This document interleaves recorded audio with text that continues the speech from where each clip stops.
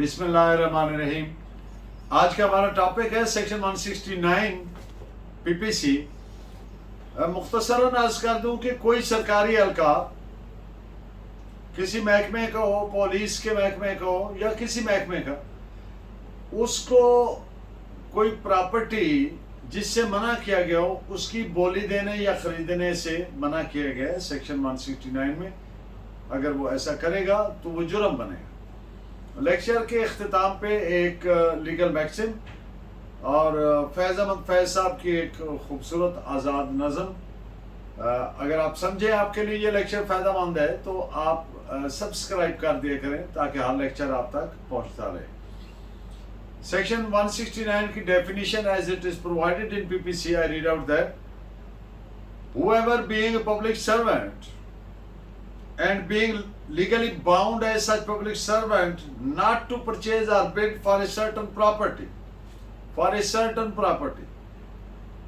purchases or bids for that property either in his own name or in the name of any other person, or jointly or in shares with others, shall be punished with simple imprisonment for a term which may extend to 2 years, or with fine or with both.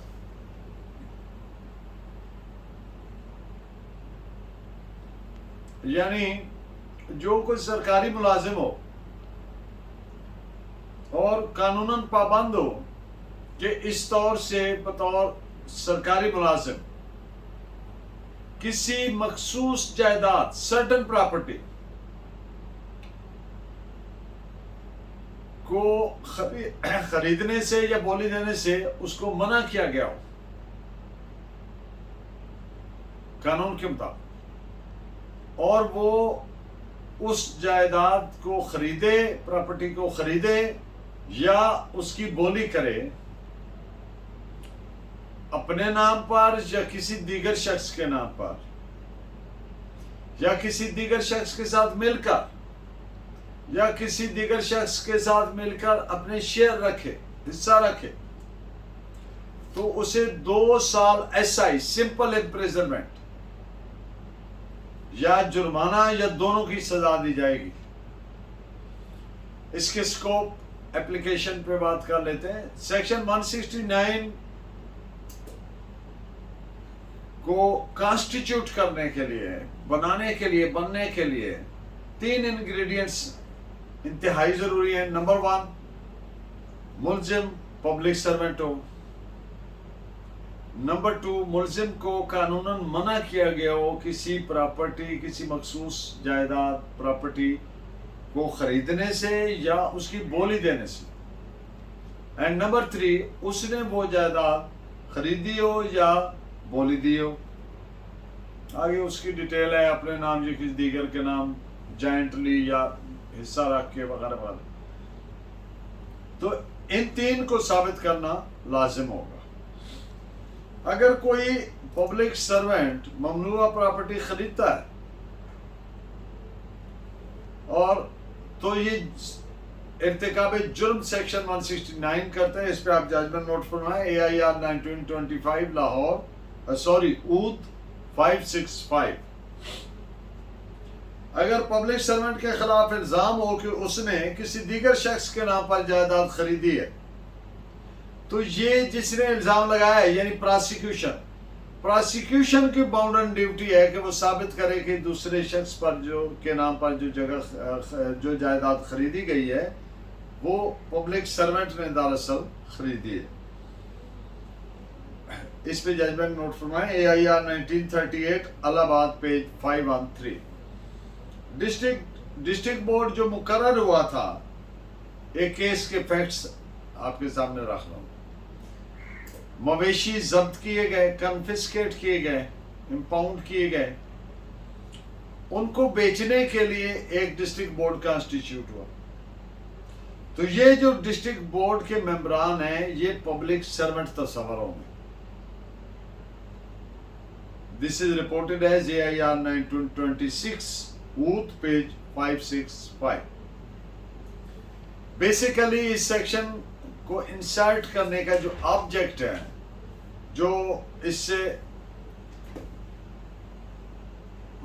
Primary اس کا purpose object ہے، وہ یہ ہے، مثال کے طور پر آپ دیکھتے ہو تھانوں میں ہر روز جو انلیگل جو چیزیں ہوتی ہیں پکڑی جاتی ہیں، یا کوئی لیگل چیزیں انلیگل طریقے سے یوز ہو رہی ہوتی ہیں پکڑی جاتی ہیں.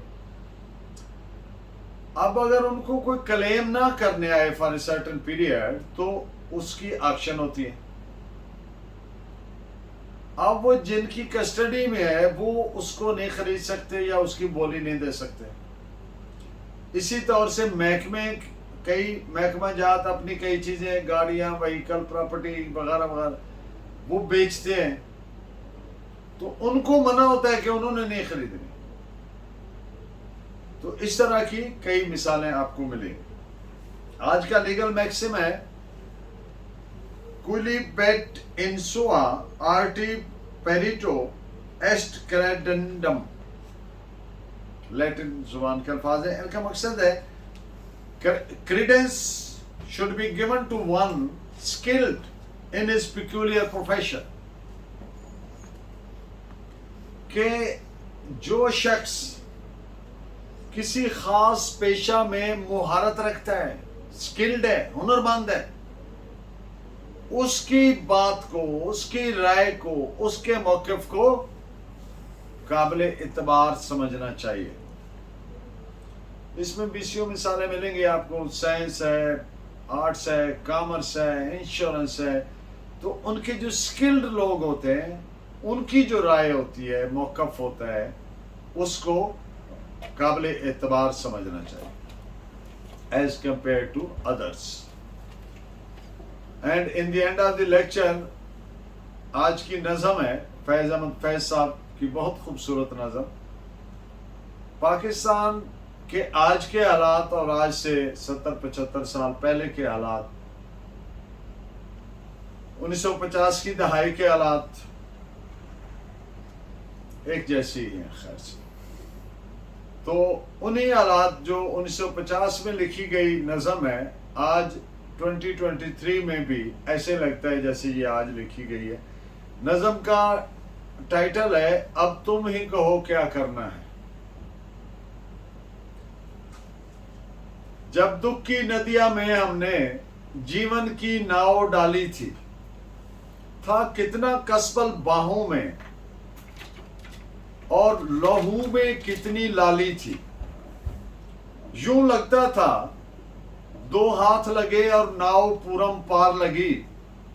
ایسا نہ ہوا، ہر دھارے میں کچھ اندیکھی منجداریں تھیں. کچھ مانجھی تھے انجان بہت، کچھ بے پرکھی پتواریں تھیں. اب جتنے چاہو چھان کرو، اب جتنے چاہو دوش دھرو. ندیاں تو وہی ہے، ناؤ وہی. اب تم ہی کہو کیا کرنا ہے، اب کیسے پار اترنا ہے. جب اپنی چھاتی میں ہم نے اس دیش کے گاؤں دیکھے تھے، تھا ویدوں پر وشواس بہت اور یاد بہت سے نسخے تھے. یوں لگتا تھا بس کچھ دن میں ساری بپتا کٹ جائے گی اور سب گاؤں بھر جائیں گے. ایسا نہ ہوا کہ روگ اپنے کچھ اتنے ڈھیر پرانے تھے. ایسا نہ ہوا کہ روگ اپنے کچھ اتنے ڈھیر پرانے تھے. وید ان کی ٹو کو پا نہ سکے اور ٹوٹکے سب بیکار گئے. اب جو بھی چاہو چھان کرو، اب جتنے چاہو دوش دھرو. چھاتی تو وہی ہے، گھاؤ وہی.